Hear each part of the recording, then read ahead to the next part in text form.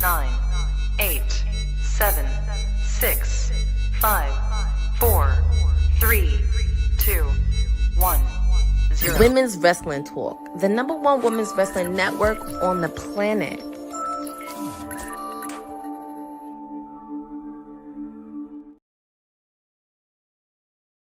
Y'all, happy Friday. Welcome to Women's Wrestling Talk, the #1 women's wrestling show on the planet. My name is TK Trinidad, and just FYI, if you guys are gonna be watching Clash in Italy tomorrow, on Sunday, I should say, definitely go and check out NordVPN. That means you get 77% off and 3 extra months, and you can just use the code WWT, because ain't nobody have time to be doing all these apps. We don't have money like that. I mean, you might, but I don't. So use NordVPN. Also, let us know what city, what state, what country you are hailing from. And don't forget to tell your friends, and your friends, and your cousins' friends, all of them, to like and subscribe. We are so close to hitting our goal. So definitely do that. But I'm not trying to sell you all this stuff. It's about wrestling news. And I am not alone. The PR princess herself, Courtney Rice, is in the building. Yes. Happy Friday. It's finally here after a very fun but productive week. Happy to be here on a Friday because there's a lot. It was crazy. It's just been nuts this week. I actually stopped and I was like, wait, today's Friday or is it today's Monday? It's Friday. Confused. It's just between doing the watch along for Double or Nothing. Obviously, of course, we didn't have a show on Monday. And then Wednesday I was at Dynamite. But I'm just happy to be here on a Friday. Maybe that's why, because we didn't have a show on Monday, so I was just like, oh, today has to be earlier in the week, and like, no, it's all the way a Friday. But good news for Xia Brookside. She wins the Knockouts Champion Challenge. So tell us a little bit about that, because I think she's definitely on her way for TNA. Yeah, so just a little bit from TNA last night. She participated in a Knockouts Champion Challenge, which they brought it back for quite some time. It was Lei Ying Lee teaming up with the Elegance brand, who are the reigning TNA Knockouts Tag Team Champions. They were taking on Mara Sharday, Elena Black, and Xia Brookside. Pretty much whoever pinned any of the champions would get a future opportunity. And Xia Brookside picked up the victory. Obviously, of course, there were shenanigans outside the ring, but it has been brewing up between Xia Brookside and Lei Ying Lee. After Xia Brookside betrayed her, there's going to be a lot of storm brewing, but we don't know when she's going to put her opportunity. I mean, I would think it would be at Slammiversary, since that's their next big pay-per-view. But the rivalry has been heating up a little bit, and I love this for Xia Brookside getting an opportunity and hopefully bring a lot of opportunity and spotlight to the Knockouts division. And I was happy this match was the main event last night on Impact. Nice. Bosa, so shout out to Bosa and Eric in the chat. Did Xia need to pin Li Ying to get the shot? And I think that was the case. She had to pin her. So it was like, either, be about the team or be about yourself. Sometimes it's about self if you want to get to the top. Pretty much. So definitely, that's pretty much it. So I am too excited about Xia. We got a chance to interview her, but it's kind of a catch-22 when somebody new comes into a promotion, WWE or otherwise. You're kind of like, oh, I like this person, I want them to get to the top, or you have them do that slow burn, and now you can enjoy all the little nuggets that they get along the way. Now, don't get me wrong, I know she has been to the top. She's former tag team champions. However, it's like nice that you're seeing different iterations versus the old adage of sitting in the back eating catering. Yeah, and I like that because her and Lei have been heating up for a little bit. Hopefully we can get a nice little blood feud within the Knockouts division, because they are rebuilding a little bit. Obviously, of course, the Elegance brand is kind of feuding with Rosemary's team that has formerly known as the Bunny on AEW. Now she's back with Mara Sharday. But I think this is definitely something, because I would like to see these two and also the TNA Knockouts Championship be at the forefront. Nothing against the TNA World Title, but it would be nice to see the Knockouts kind of be at the forefront, especially for one of their biggest pay-per-views. Yeah, for sure. All right. Well, for our producer from the future, and I guess technically it is going on in the future right now, but no spoilers. So for you guys who are watching it at your regular time, this is what's happening on SmackDown. So what's the preview? Yeah, so pretty much this is like the final go home show before Clash in Italy on Sunday. As you know, they were in Italy earlier today, and there is no spoilers. There will be a Honey Night SmackDown happening at the top of the hour. So if you avoided the spoilers and don't want to watch it alone, you can watch it with Honey because she'll be taking care of the blue brand. Obviously, of course, what we have on SmackDown right before their big match at Clash in Italy between Gunther and Cody Rhodes. They're going to have some few last words before the big dance. Very curious what they're going to say when the Ring General meets the American Nightmare. And right before their big match for the WWE Women's Championship, Rhea Ripley and Jade Cargill will be staying face to face for the final time before their big match this weekend. Very curious on what's going to be said, and pretty sure we'll get an appearance from the baddies. Maybe Charlotte and Alexa Bliss, but we'll see what happens there when these ladies go at it. And also, we have Axiom taking on The Miz one-on-one tonight.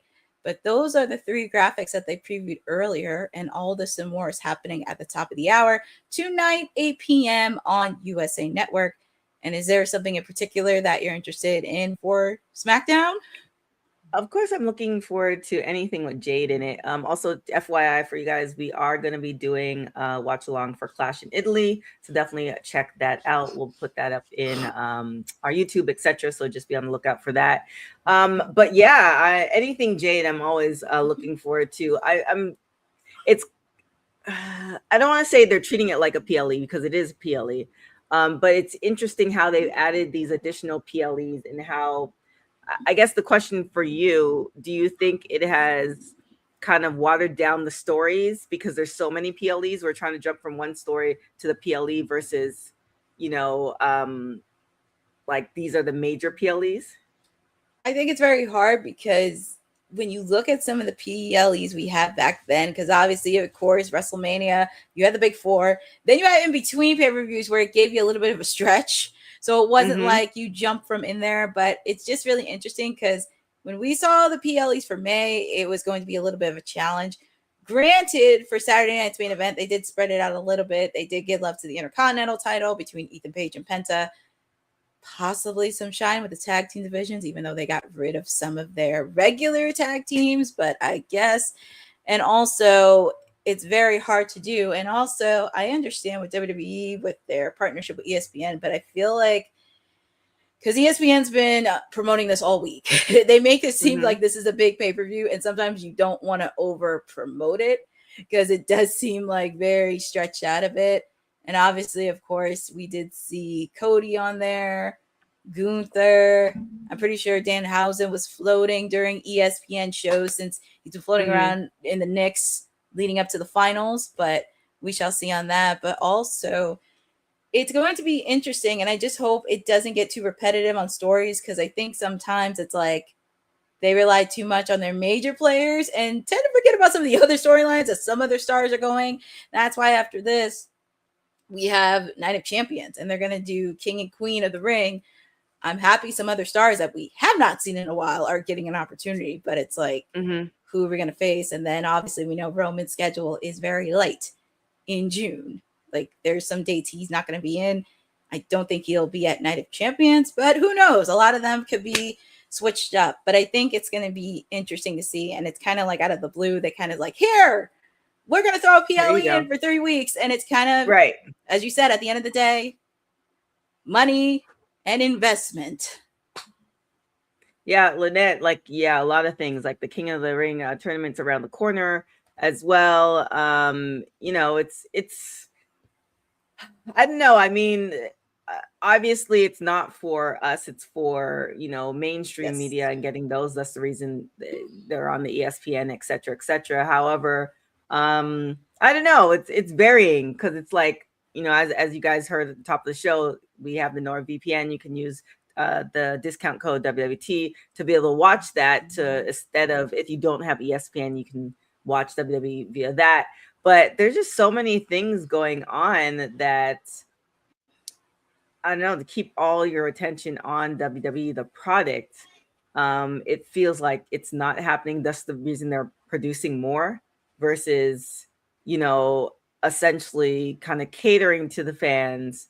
And then the fans will tell their friends and their friends' friends and really sell it for you. I really think that word of mouth is still very important. Like, there are people, if you guys follow my social media, I'm like at the gym almost every day. There are people, we talk about different shows all the time. And there have been shows where people have sold me on those shows, which I might not have watched.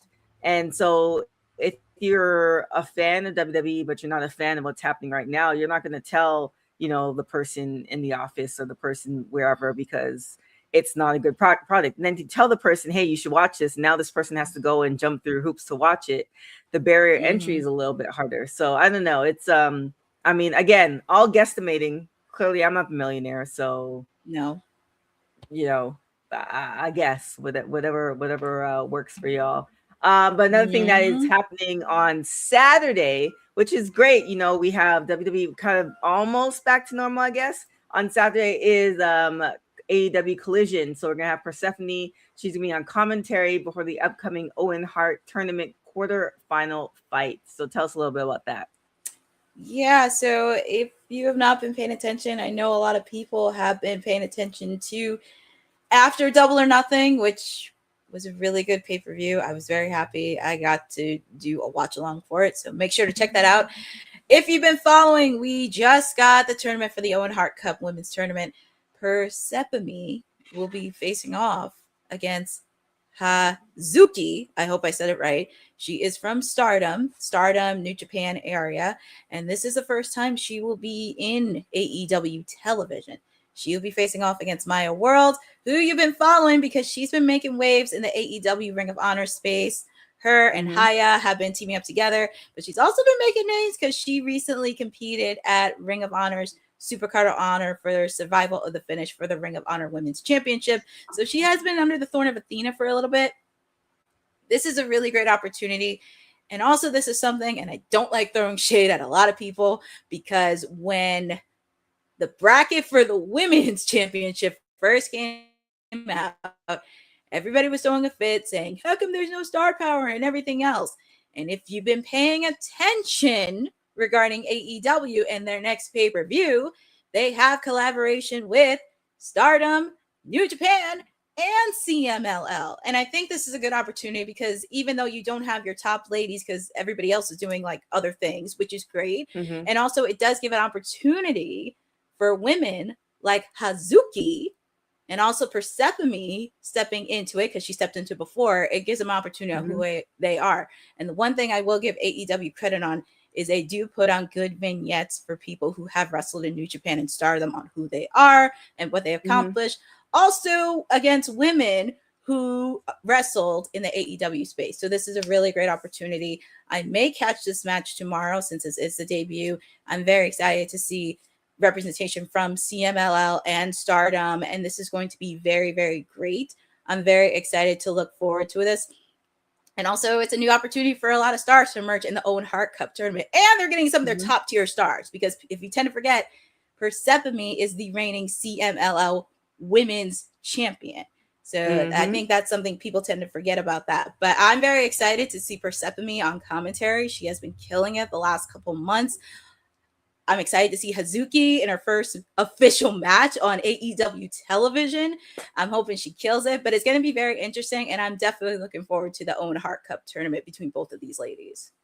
Yeah, for sure. I think Lynette in the chat said she doesn't know who any of the ladies are. Maya World has been in the game for quite some time, so definitely, you know, you can just Google her name and you can see several of her matches. So she's a good one, and Persephone as well. I think just kind of the same thing when we were talking about WWE with AEW. In order for you to get to know these names, they have to put the names in front of us. It's not like, oh, you know, they're great now to be on TV and then they throw them on TV, because that's the problem that we kind of get into. Okay, they're great. Then they throw it in front of us and they're like, we don't know these people. And then they take them back and then they put out Tony Storm and Mercedes. And then we get upset because we keep seeing the same people. We have to just kind of give everybody, it sounds like one of those infomercials, give everybody a chance. Give everybody a chance to, and part of it's not their fault. Sometimes it's, how the stories that they're given, but give them a chance to, I almost equate it to put your self-imposed Roman Reigns chance on these wrestlers. And what I mean by that, there was a time where WWE kept throwing Roman Reigns at us no matter what. I didn't mind because he was hot. He is hot. But some people were like, why are we, people were booing him, etc. And they kept throwing him at us. And then you see where he is now. And I think that's the same thing that we have to give to every wrestler. Give them a chance to show us who they are, despite the story or not. Because for a really great wrestler, they can have a terrible story and still make it work and still make you buy in. So, watch with an open heart. Exactly. That's what it is. I mean, for me, I've learned about New Japan before AEW did the partnership, but I'm learning about Stardom and some of these girls, and also some of the people we love from WWE wrestled in Japan, and they talked about this, and that's some people don't understand too. I'm very excited because, as I mentioned, they do a good solid job promoting vignettes on wrestlers from overseas. And I love that they put in like archive footage on who they are and what they've done.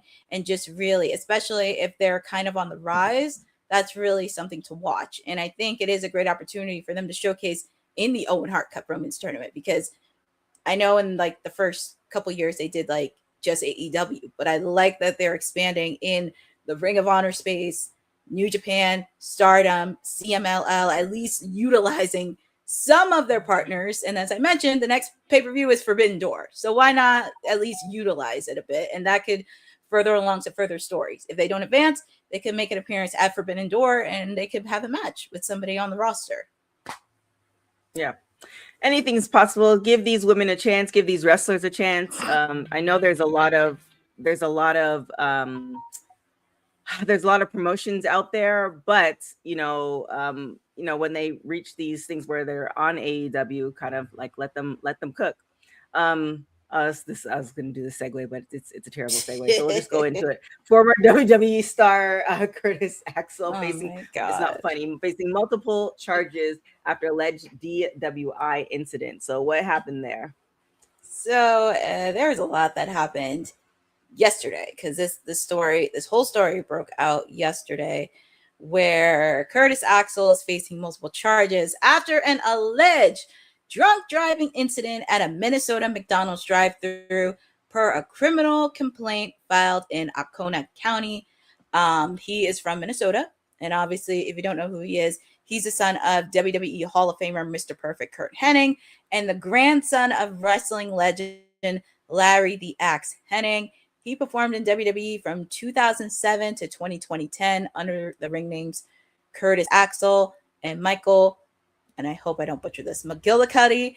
And also, per the criminal complaint, the incident occurred on May 17th, 2026 at approximately 8:47 p.m., where officers from the St. Francis Police Department were dispatched to a property damage crash at the McDonald's on St. Francis Boulevard Northwest. Officers reportedly arrived to find a truck driven by Hennig slowly navigating the parking lot. According to the complaint, when an officer stopped the vehicle, they detected a strong odor of alcohol, with Hennig allegedly exhibiting bloodshot, watery eyes, and slurred speech. When instructed to step out of the vehicle, he refused. Officers opened the door and reached inside to turn off the engine and place the keys on the passenger seat. After continuing defense, officers reportedly physically removed Hennig from the truck, escorted him to the ground, and handcuffed him. And per the complaint, while seated in the squad car, an officer read Hennig the Minnesota breath test advisory. Hennig refused chemical testing and responded with profanities and a slur directed at officers. And pretty much a McDonald's employee reported that Hennig had been mumbling in the drive-thru before pulling forward, swearing at staff, and backing into another vehicle, according to the complaint. And he then allegedly opened his door and yelled at the female driver of the other vehicle. An inventory search of his vehicle prior to towing reportedly yielded a 750 ml open bottle of vodka on the front passenger side floorboard. And if you read the article, it kind of pretty much explains the following charges of DEI, disorderly conduct, and this story is developing as we speak. Man, I'll tell you what. Yeah, the world is a hard place right now. I mean, it's not like it hasn't happened before, but I honestly believe, kind of, well, there's no jokes that happen, but I honestly believe when you get to that point, because I think everybody knows if you drink and drive, and you kind of after a certain age, you should know what your limit is as far as alcohol wise. But once you get to that point, there's something else going on in your life. So I really, um, it's developing story, but I hope he finds peace so he doesn't, put himself in that position again. Um, Yes, with that being 100%. said, yeah, with that being said, Stephanie Vaquer, what is the status for Stephanie? Because Lynette was ahead of the game earlier in the chat. She said things are developing. So what's going on with Miss Stephanie? So what's going on with Miss La Primera? Apparently, she's expected to have a WWE return, has been pushed back further. Per PW Insider did an update saying, as we noted last week in the Elite section, there were some in the company who expected Stephanie Vaquer back in the storyline mix by this weekend. We were told this morning that there were pitches for her for Monday's Raw, but as of today, she was not expected to travel to Italy. As we know, she has been written off WWE television on the April 27th edition of Raw in a backstage segment where Raquel, Roxanne, and Liv Morgan all attacked her and pretty much directed into the shoulder during the segment.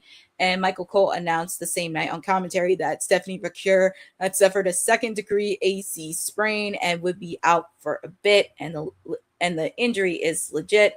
Pretty much an ongoing delay in Vaquer's return has extended her absence to over 5 weeks as of the original April 27th Raw write-off. WrestleVotes Radio on Fightful previously reported that no return date for Stephanie was widely known inside the company, and that internal ramblings pointed to a minimum 6-week absence. That may be a speculation leading to SummerSlam, but there's a lot of development happening. But PW Insider and Fightful are reporting on this, so hopefully we do get to see the return of Miss La Primera. Yeah, we'll see what happens. I mean, just speaking of like talking about two stories before, like letting wrestlers cook, we let her cook. Where everybody wants to see what's going on, and this happens. But the good thing with WWE is that there's no seasons off, so something has to happen. Yep. Now, something that also is happening in Los Angeles is Pound Town Wrestling, so you definitely need to check it out.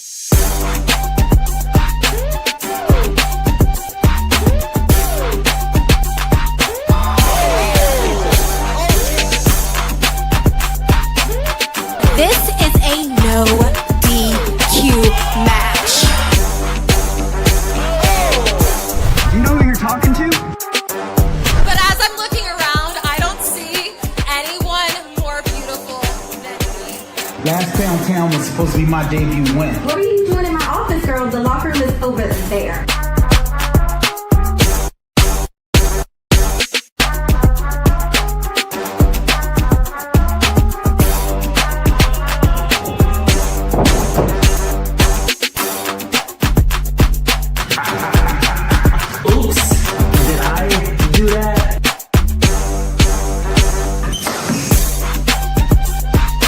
Ooh, Pound Town Wrestling, Pound Town. Pound Town Wrestling.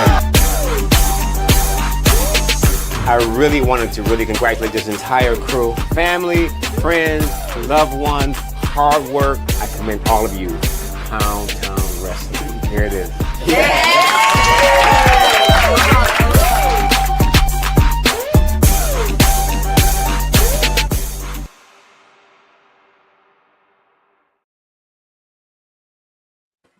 All right, there it is. If you're in Los Angeles, June 13th, definitely go and check it out. I was actually at the first show, and it was amazing. So I'm really, the other couple shows I've been out of town. If you guys know, I'll be traveling. So I'm really happy that I will be in town for this one. So definitely check it out.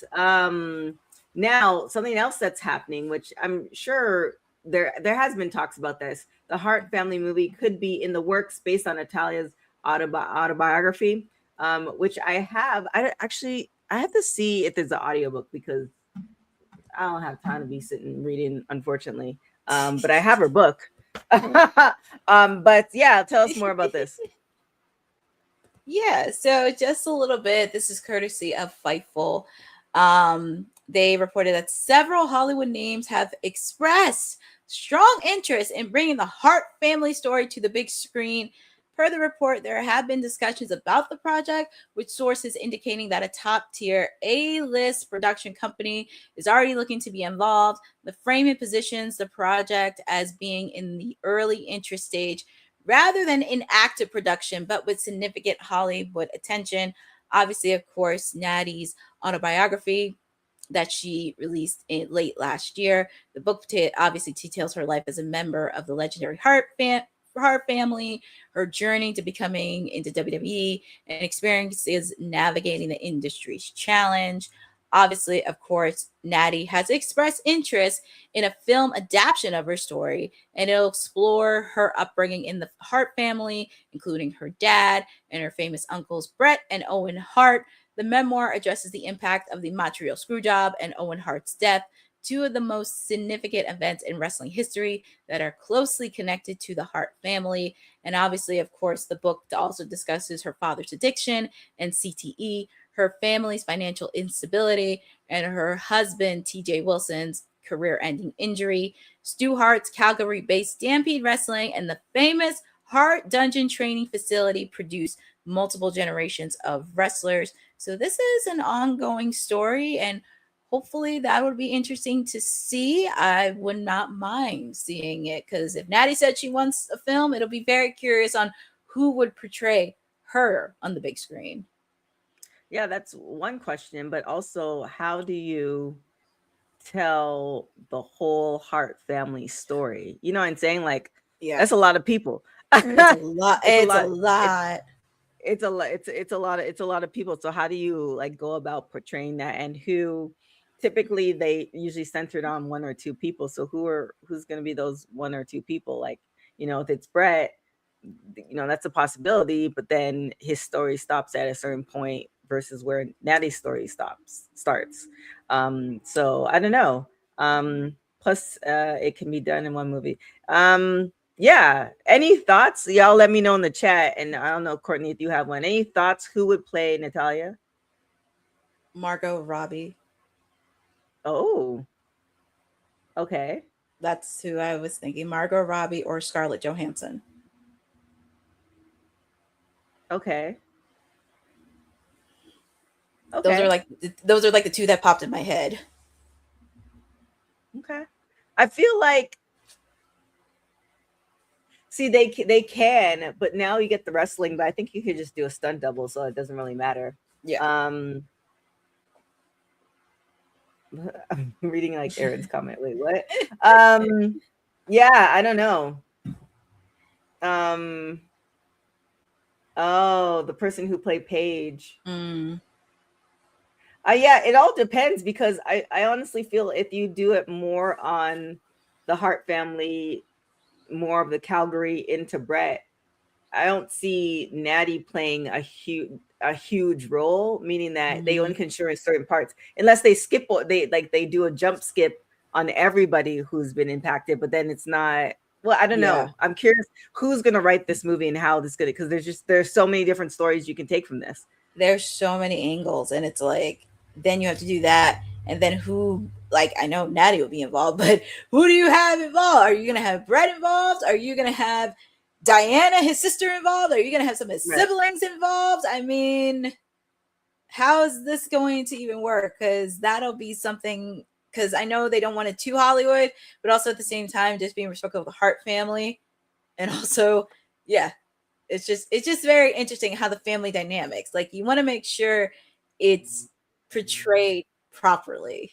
Right. I don't think a movie is the play. Yeah. I think you're talking about maybe a 4-parter, maybe a 6-part doc. Maybe like on Netflix, like Netflix, how they do with documentary.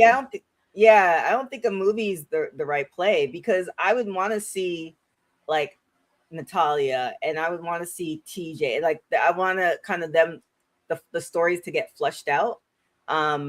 And I don't know if you can do that in a movie. I definitely see more of a documentary type style. And I also think that you get more viewers that way if it was like a Netflix. And also, now I'm thinking about it, like Netflix and WWE are embedded with each other. So I mean, why not? You might as well, because I feel like sometimes Netflix always has a hit when it comes to documentaries. But obviously, of course, sometimes they don't, because I actually just watched on Netflix America's Next Top Model. And even though Tyra was on it, You just watched it? No, oh my gosh. Actually, no, let me rephrase it. I did watch it, but then looking back on it, there were some things they did leave out. Because even though it was her that did it, because I had a conversation with one of my friends about this, because we watched it, and it was just like, there are some things that are left out. And also there are some contestants that should have said more, because there was only a few from the past contestants. Like they should have had at least more that came out. So and also, of course, obviously we watched the McMahon documentary. And also Hulk Hogan's documentary got released. So and that one got I mean, in Hulk Hogan's documentary, you forget his whole daughter and his second wife, like they didn't exist. Which is we if you watch the interview with Brooke, you know, she kind of explains how they got to this point. But I kind of almost feel like there's a couple different things in play, right? At the end of the day, it's Hulk Hogan. Everybody kind of knows it's Hulk Hogan. So, you know, if you can't get the permission or don't want to, if he says, I don't want my daughter or my second wife to be involved, but he's giving permission from everything else, then it's like, all right, well, the money's going to get made. But on a journalistic and integrity standpoint, it's just like, I can't make this movie without your daughter. You have pictures of your daughter all throughout the thing. It's just like, and then how do you mention your second wife, but like there's like she's not even a blurb. It's like, so I feel like on integrity, but on integrity doesn't really make money. So that's the whole other thing too. So I don't know. We'll see. I'm curious how it's gonna play out. That was another thing I had to talk about, because if she wants to talk about Owen, I know Brett is his brother, but is she gonna include Martha and the kids in this? That's another thing too, because you know, Owen, he left a legacy. He left an impact in wrestling, but of course there's a lot of behind the scenes stuff that has been getting a little bit ugly that we don't know. So that's also something too, because I know Martha and the children have Owen's name. They're trying to keep his legacy alive and all that stuff, but also the archive footage of his matches and all he's done. So that's also another layer to think about. That's, and you know, then if WWE's evolved, that's a whole another can of worms that, you know, that part right there. That's we will if you know, you know. But something that you should know about is Women's Wrestling Archive.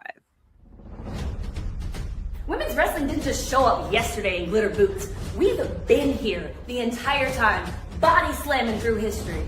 The Women's Wrestling Archive launches 2026, and it's going to pave the way for all women's wrestling. Because if we don't document it, a man might say he did it first. This has been a passion project for a very long time. Head over to the womenswrestlingarchive.com to donate 1, 5, or whatever you can. It all goes a long way. Let's give these women the spotlight that they've always deserved. Her story belongs in history. Help us preserve it today. Join us at womenswrestlingarchive.com. Support the archive. Support women's wrestling. Donate today. All right, let's get into it. We have a couple of predictions to go over. So Noche de los Grandes. So let's get in it. And I think, it's gonna be a tough one. We might have a watch show, but it might be a little bit later because I'm already on another watch show for something else, which is here we are. But let's get into it. Yeah, this is for the AAA tag team titles. This is Pagano and Psycho Clown taking on the War Raiders in tag team action. Decisions. I'm gonna do War Raiders. I think Pagano and Psycho Clown are going to retain their belts. Okay. And it's funny, we were talking about the War Raiders and tag teams last week, and here they are. They could be at AAA. Right. And so does that, I don't know, man. This tag team thing is such a dilemma. It's hard. It is hard. And then we have the AAA World Cruiserweight Championship match.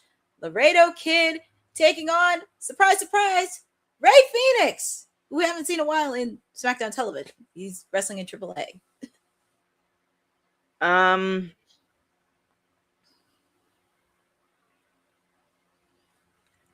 Bosa. you get spicy sometimes, Bosa. Bosa says this reeks of NXT in Mexico, where you can't fit where we can't fit you on Raw or SmackDown or NXT, you go here. I mean, not really wrong, but not particularly, really, because it does expand horizons. Right. I'm gonna go with what Aaron said. Ray Phoenix. Yeah, it's time to give Ray Phoenix some opportunity. It's time for him to get a little bit of shine in there. And then we have, because I have the full matches on this link, we have the AAA Latin American Championship match. El Hijo de Dr. Wagner Jr. taking on El Hijo del Vanquinco. See, this is what I'm saying, where there's like, I don't want to say there's too much wrestling because I want everybody to have a job, but it's like it's hard to keep up with everything. So obviously, just guessing blindly because we did do a watch along for AAA, I think a couple weeks ago, and Yes. like they do have good storylines. It's just how to keep up with everything. I'd say I'm gonna go with Dr. Wagner Jr. Yeah, I think I'm going to go with Wagner Jr. to retain the belt. And then, of course, the most anticipated match everybody's been waiting for. Masker versus Mask. The original El Grande versus El Grande Americano. I guess this would be the main event. This is the marquee matchup. Ooh. Oh, man. I wish Will was on here. See, the problem is, okay, so let's talk this through. If El Grande Americano wins, what do you think happens next for him? The original one or the one with so they have El Grande Americano, and then they have versus original El Grande Americano.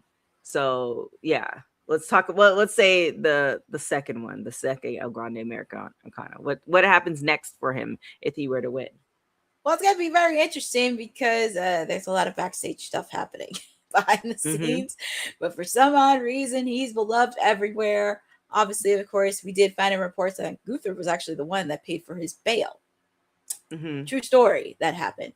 But he's more beloved. I mean, it's kind of interesting because if you watch some of the AAA events, the one with Ludwig, he's getting cheered for, and for obviously Chad's character, he's getting booed. But that's very interesting. I mean, if that happens, I wouldn't mind seeing Chad Gable back on TV.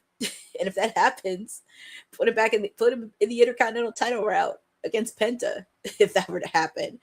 Yeah, but even when Chad was on TV, they weren't really like, they weren't really utilizing him as a. Obviously, not everybody could be at the top, but they weren't really utilizing him as a mainstay mid card. Yeah. So, that's the sucky part about it.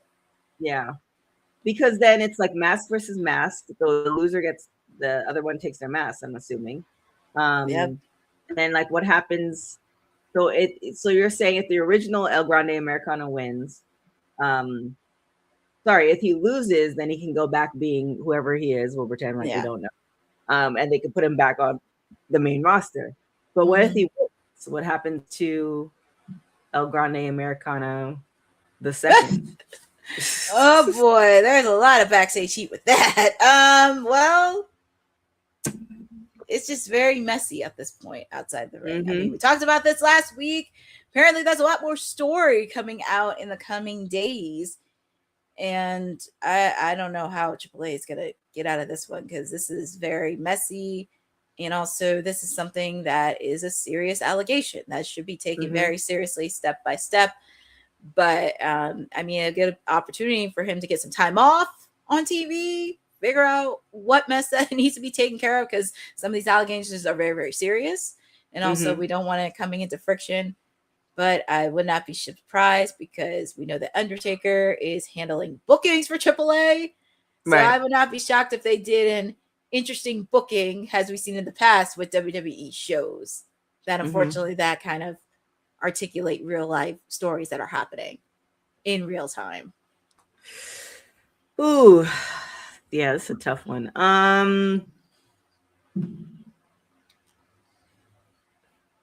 See, the other thing that we have to take in consideration, just kind of piggybacking off of what you said, WWE is a publicly shared company.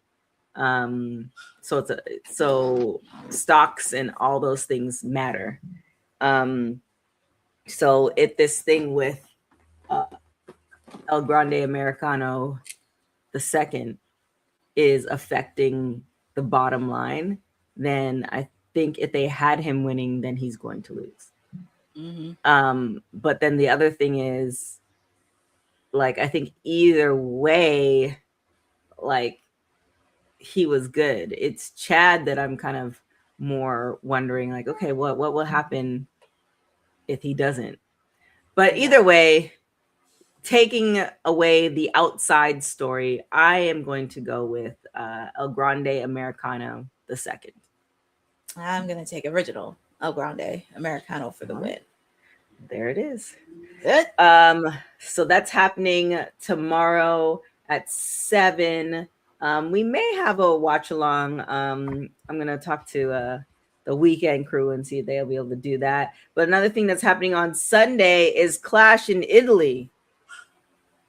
Let's go through this. What's happening? Yeah, so you kind of know the deal. Clash in Italy, internationally on Netflix, ESPN here on the States. By the way, it's going to be first hour during ESPN. But if you don't want to watch the ESPN app and you want to save money, you can watch on the NordVPN.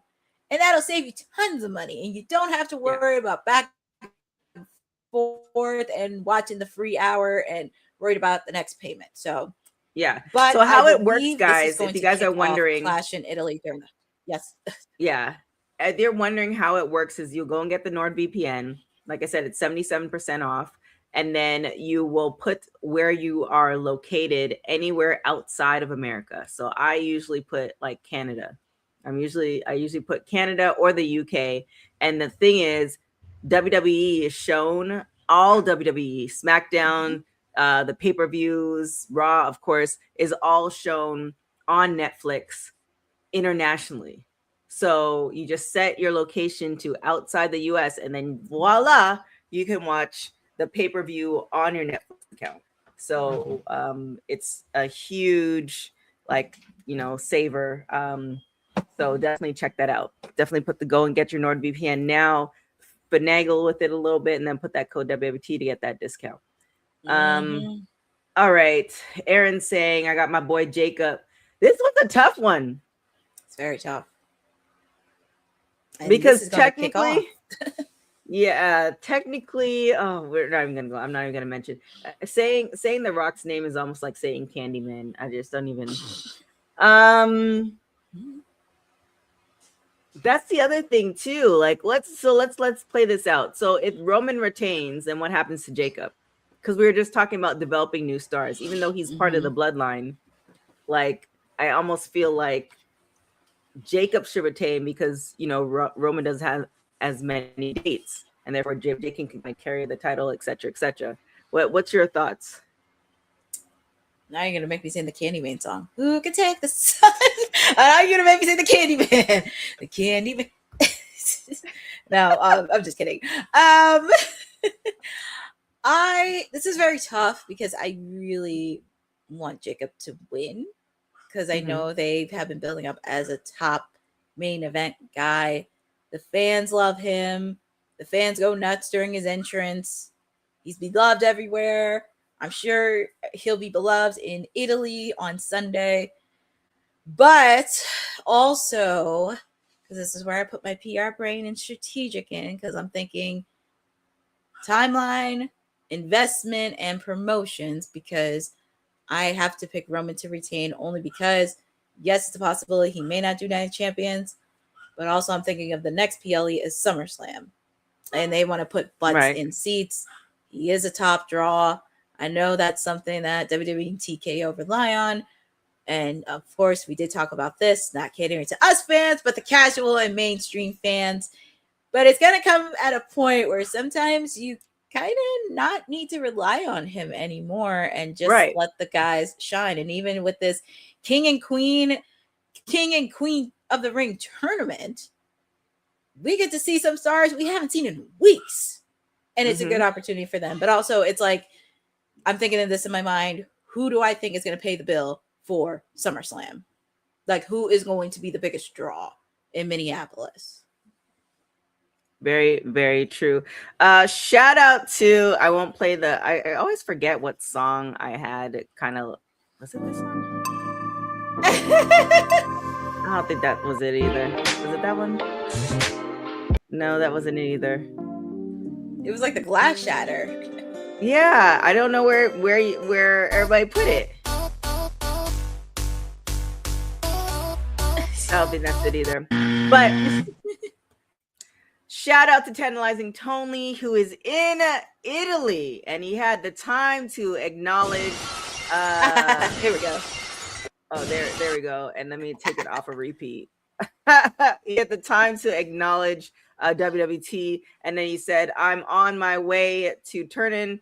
Jacob will acknowledge Roman." Ooh, bold statement. That is a bold. I don't know, man. I feel like it's one of those things where like you were saying, we can't rely on Roman. Yes, SummerSlam's coming up, but then if Jacob becomes champion, then he has enough time to build. Like, it's not like he can't do it. He's great on the mic. No, he can wrestle, do it. etc.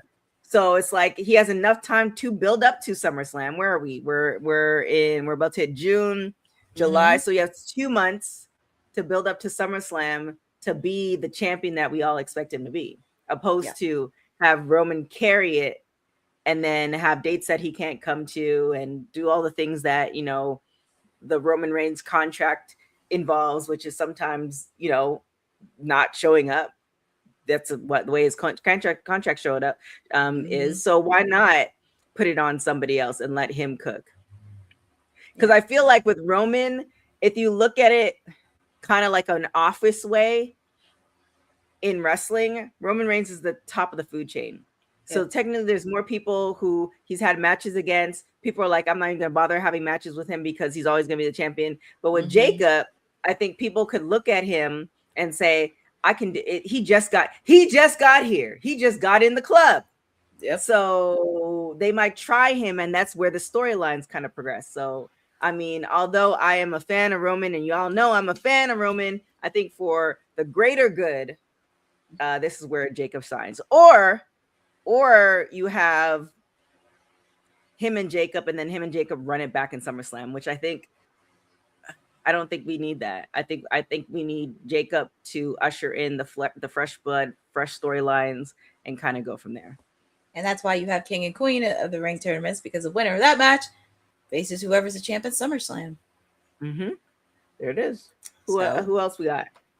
So we got we got the Women's Intercontinental Championship match. Becky Lynch taking on Sol Ruca. After what happened last week at Saturday Night's main event, Sol Ruca will finally get an opportunity for the Women's Intercontinental Championship.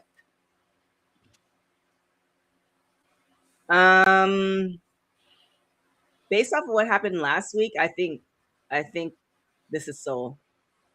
This is Sol's turn. Sol Ruca. I would like for Sol Ruca to win, but I just feel like Becky's going to retain for some odd reason. I feel like there's something because I really want Sol Ruka to win, and I know she just came into the roster, but seeing Becky kind of crash out a little bit, it's kind of been fun to watch the last couple weeks, and I'm pretty sure she's going to have something up her sleeve. And then obviously, of course, another elephant in the room, because if Jessica Carr is the referee, that's also another segue right there. Yep. Right, but then what happens to Sol if she loses? That's a tough one. This is a tough call. Because I really want her to win the belt, but I just think for some odd reason, Becky will find a way to retain. And that's going to be the sucky part. We know Becky is the man. And new Karen is done as champion. We know Becky's the man. We know Becky can carry her belt. We know Becky can talk on the mic, all the good things. While Becky is still around, right? This would be the time, like this is almost like the tester. All right, put the strap on Sol and see what she can do with it. See if she makes people because what it all is, what this whole wrestling thing is about, and any television thing is about creating emotions. What emotion can you create from me, whether you hate Becky or you love Becky or any, there's still an emotion. If you're lukewarm, nobody cares. That was the problem with Roman in the very beginning. Nobody cared either way. Now they care if he stays champion or not. They took us through a whole roller coaster of emotions with the bloodline. With this now, this is almost like the testing ground for Sol. Give her the strap and see what she can do with it. Can you show us emotions and have us invest in you in that sort of way? Because if she loses, then what? It's kind of similar. You put her in center stage on having a match with Becky. Becky's a star, period. Anybody that you put with Becky, you're going to take notice. So it's just kind of like, let's see how she cooks if she's a champion. It's kind of a similar situation we talked about with Jacob a couple minutes ago. Yeah. Like if he loses, like where does he go from here? Yeah. And then, we kind of go back down the and I'm not trying to push people who've been in the game for a long period of time, but we definitely need to usher in more talent, which we are doing from the NXT space.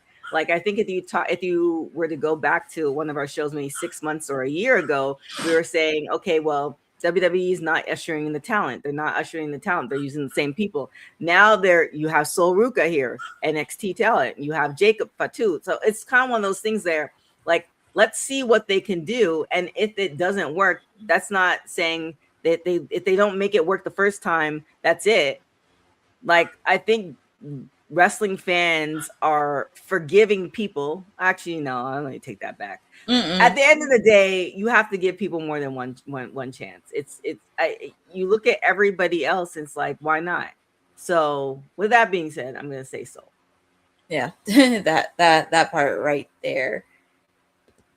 And then we have this. Oh boy. Obafemi Brock Lesnar round 2.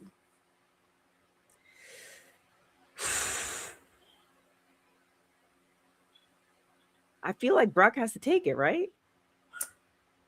I would, but or shenanigans? Like he's gonna beat him twice? Because SummerSlam's in Minneapolis. So so what do you think he's gonna? So what do you think? Brock's gonna take it, then they're gonna run it back for round 3? I just have that feeling because if they're gonna put a lot more stock with Oba because they're already getting over the fans, it's like, right? Why'd you bring Brock back in the first place? Like, why'd you bring him back if Oba was gonna win twice? And then what are you gonna do with him on SummerSlam? Right. Yeah, I mean, I kind of exactly what you're saying. Like, I want Oba to win, but I agree if they're doing it's not even like Brock is on like full-time kind of roster thing. Brock is Brock. Brock's not even in a Roman lane. Brock is in a Brock lane, a whole lane onto himself. Pretty much. Yeah, it's so pretty much. Yeah, if you're bringing him back, yeah, I agree. I think he's gonna take it. I find it very hard for him to take 2 L's in a row because again, there's like the legacy. Yeah, it's like the tarnishing of the legacy. So yeah, Yeah, I'm only picking Brock only because at least make it 1-1 and just have him allegedly have his final match at SummerSlam. At least give him that match in his hometown. Like, just give it And to look, him. I wouldn't mind seeing Brock and Oba go for a third one. So, I mean, bring it. Like, their last match was great. So, I wouldn't mind seeing them go for a third one, as long as that third one results in, I guess, the official passing on the torch from Brock to Oba. I guess that could be the official one at SummerSlam. Which, I mean, WrestleMania was so much better, but whatever. But yeah, for this one, I agree. I have Brock for this one too. Yeah, I'm picking Brock in this match too. And then we have another women's match. Rhea Ripley taking on Jade Cargill for the WWE Women's Championship. Ooh, man, Jade looks good. Well, actually, both ladies look amazing in these pictures.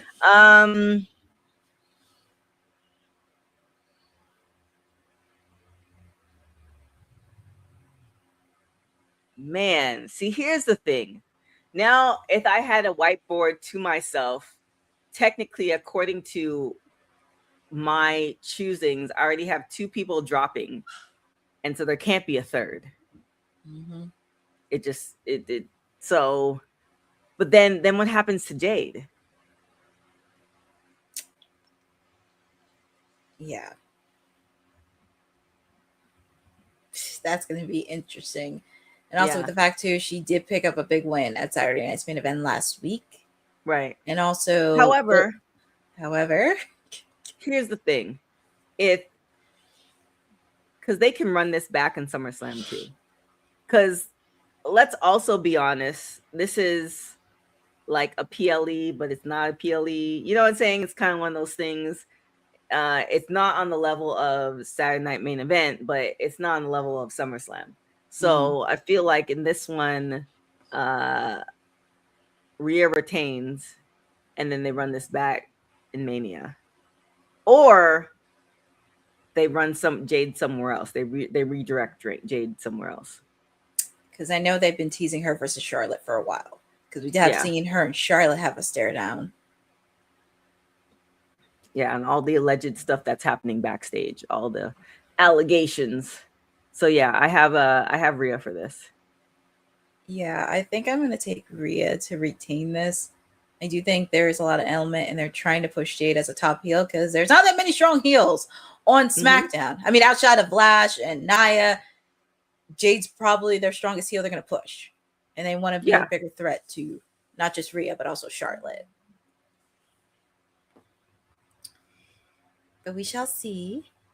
And we have Cody Rhodes and Gunther for the WWE Undisputed Championship. I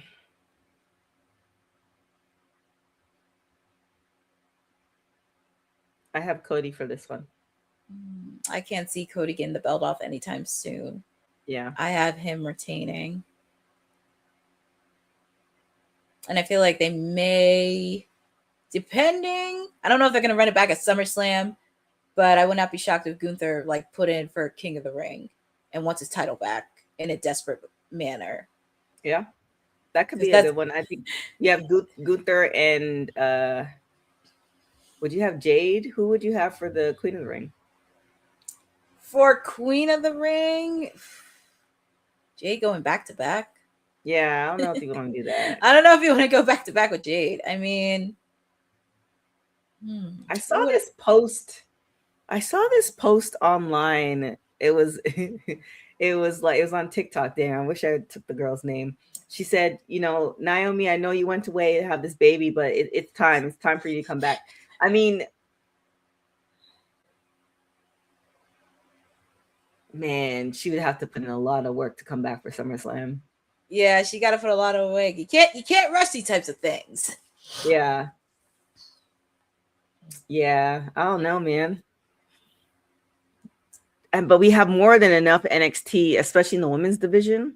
Yes, more than enough NXT women's talent to push them. Like, I mean, them and Miss also Parker. Oh my gosh! And then also, don't forget about the ladies in Evolve too, because Evolve is cooking. They are cooking a lot of stuff. Yeah. Yeah. Well, yeah, there's a lot going on. Yeah, I'm not really worried. I know we had an in-depth discussion about the mid card, but I'm as far as mid card is more the story of it. It's not like they don't have the man or the woman power. It's the producers and the agents and everybody, creating the stories to put these people in. It's not like we don't have enough amazing women who can do the job. So, yeah, we're gonna see how that's. Yeah, I'm curious because if Jade does lose, where are they gonna redirect her next? But that's it for Clash in Italy. That's all the matches, and get ready for Sunday, 2 p.m. on the East Coast, 11 a.m. on the West Coast. Crazy. Yes. So definitely for Clash in Italy, we will be having watch along and post show. So definitely keep a talk to WWT. What match are you looking forward to see the most? Oh, that's really tough because there is something. I mean, obviously the ladies, Rhea versus Jade. I feel like they're probably have a better. I mean, their WrestleMania match was great, but I feel like they'll probably crank it up a little bit. I'm very curious on that. Cody versus Gunther. I'm actually excited. I know a lot of people are kind of flustered with the promos the last couple of weeks. I'm very happy to see Gunther versus Cody. Obviously, of course, I want to see Jacob. As much as I picked Roman, I want to see Jacob go all out in Italy. I want to see how the crowd reacts to Jacob and how they're gonna go for it. That's all I want to see. But actually, I really love this whole card. This whole card is actually really, really good. It is. It's a very solid card. And also, since Becky Lynch has been Women's Intercontinental Champion, anytime she's defended the belt, it's been almost every PLE. Almost every PLE. Okay. Which is wild. All right. I definitely I'm curious about the heavyweight championship, Roman versus Jacob. I mean, I'm excited about it all. I think my least favorite, and doesn't mean that I'm not excited about it, but if they were going in order, Cody and Gunther would be like my last, compared to all the other ones. Yeah. Because I feel like he's the face of the company, so. Yeah, he's the person. He's there. He's putting out the work. He's QB1, but also this is the first PLE in Italy. So of course there's going to be a lot of high expectations going into this. Very curious to how the atmosphere is going to feel in Italy and everyone's reaction to every single match. Oh, it's gonna be good. And like I said, there will be watch along and push for this on WWT. Also check out in about 40 minutes, Honey will be doing Honey Night SmackDown. So definitely check that out on WWT as well. I feel like there's something else happening as well. We finally, if you guys are like, where is the Wild Post show? That is coming back this weekend too. So a lot of things happening. So keep it locked to WWT, the YouTube channel, and also on your podcast. So like and subscribe, all the good stuff. On iTunes or on Apple Music, definitely if you're listening to us on there. Like, subscribe, comment. We need more comments, y'all. Like, I know y'all are watching. Shout out to the 500 plus people who have subscribed to our channel in the last 2 weeks. We really, really love you, really appreciate you. But put some of those comments in there. We appreciate it. Even the bad ones, because some of y'all, but even the bad ones, put your comments, tell us how you feel, all this stuff. Tell us what you want to see more, because there's a lot of wrestling, and we are growing and building and continuing on. With that being said, Miss Rice, where can everybody find you? They can always find me chirping sporadically on WWT Live as much as I can. Wednesdays, it is Timeless Elite Wednesdays with me for AEW Dynamite. We're definitely back doing watch alongs next week because we are on the road to AEW Forbidden Door happening in San Jose, California. Obviously, of course, we got continued action in the Owen Hart Cup men and women's tournament because things are starting to heat up. In the men's side, we do have Will Ospreay taking on Mark Davis, and we'll also have Swerve Strickland taking on Brody King. Not sure when that's going to happen, but lots of stuff happening. you can follow me on my socials on @CourtneyNJ11 because I do have a ton of stuff. I just posted about my latest adventure in Philadelphia for AEW Dynamite. It was a very good crowd, 3 hours. Shout out to the entire AEW team for having us cover it because it was a really great show. And overall, just focus on the road to Forbidden Door. Also, we're definitely going to get more interviews from AV's WrestleCon. I know Honey posted her interview up with Francine, but I'll be posting mine because I'm finalizing it with Dave LaGreca and Bronwyn Billington, the daughter of the Dynamite Kid. I'm very excited to post these interviews up before the end of this weekend because it was really great interviews to chat with the both of them. Also, doing some content as well because I have two things. Obviously, I'm supposed to be handling Detective stuff with Tony Storm, but taking a little pause on that because the TBS title, as we know, Willow is injured. And I have a few thoughts on who I think should be TBS champion and who could take the charge as being the next face of TBS television. There it is. So many things going on. Also, on a side note, if you are a fan of Nemesis, there is a new network that I'm partnering with. We will be doing a watch along. We'll be doing a post show.